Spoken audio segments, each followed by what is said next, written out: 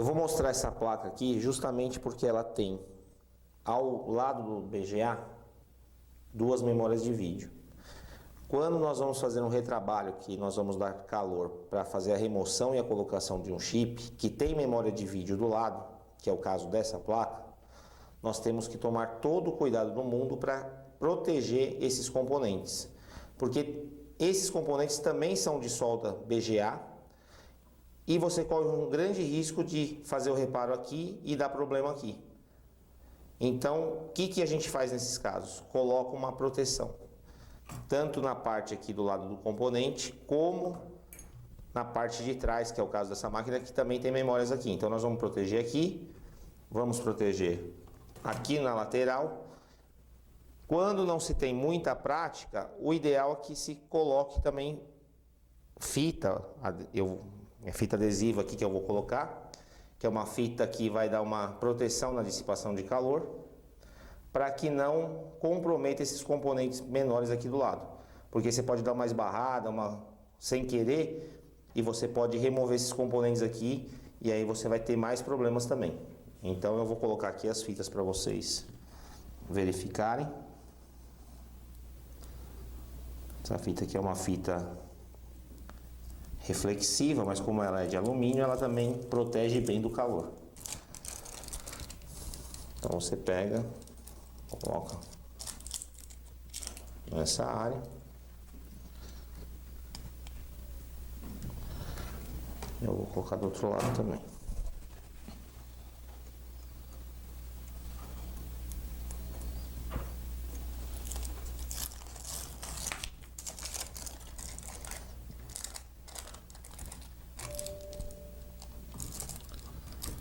Isso é de extrema importância, muito importante. Você pode comprometer a placa se você não proteger os chips de vídeo, as memórias de vídeo, na verdade, que vão tanto do lado do componente como na parte de trás, porque o calor vai vir aqui e o calor vai vir aqui. Então é extremamente necessário que você proteja esses componentes do lado. Bom, na hora de escolher o bocal superior, nós vamos colocar o bocal superior de acordo com esse desenho no redor do chip. Eu não vou colocar o bocal do tamanho do chip, eu vou colocar o bocal do desenho que fica ao redor do chip. Então, no caso aqui, ó, eu tenho 6 bocais, eu vou pegar esse, vou colocar aqui em cima, e eu sei que esse aqui, ó, é exatamente do tamanho do desenho no redor. Então é esse bocal que eu vou utilizar. Bom, eu vou ajustar a placa aqui agora. Vou ligar o laser para me ajudar no posicionamento do chip. Aqui. Então eu já sei que o BGA tem que ficar próximo aqui. Vou colocar assim que fica mais fácil.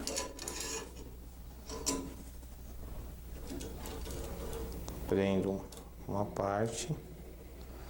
Travo aqui para não ficar se mexendo. Prendo a outra parte. Aqui ainda tem mais um espaço, vou prender aqui.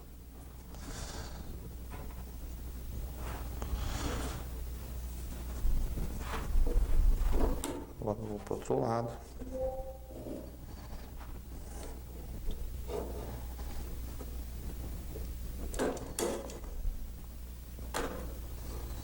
Prendo aqui.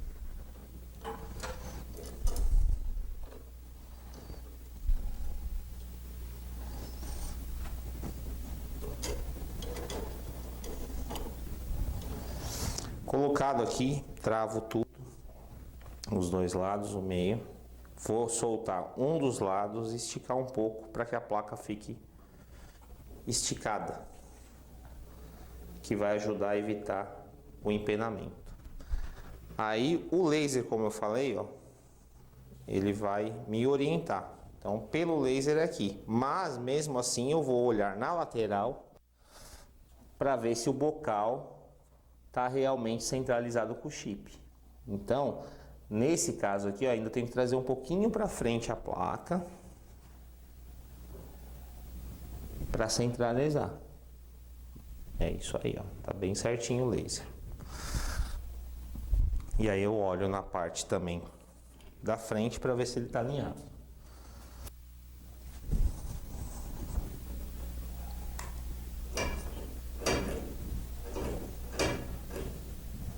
Descer um pouquinho para não encostar. Okay. Feito isso, eu vou colocar o bocal inferior mais ou menos meio centímetro da placa.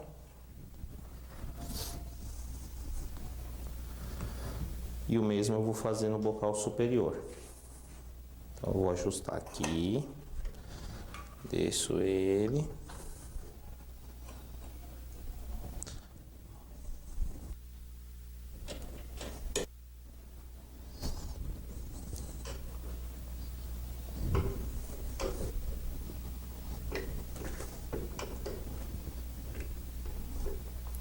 Travo.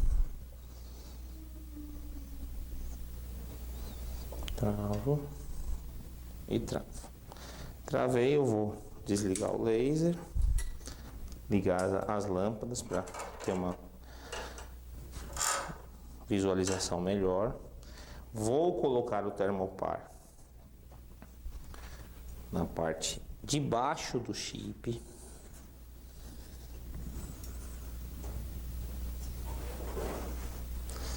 Se ele não parar sozinho, a gente põe uma fita para prender ele. Tem alguns chips que são muito próximos da placa e ele não consegue ficar sem você prender. No caso aqui, esse aqui ficou. Então, feito isso, a gente vai para o processo de inicializar a máquina. Bom, agora que eu estou com a placa posicionada na máquina, estou com o termopar posicionado no chip, vou selecionar a curva que eu quero.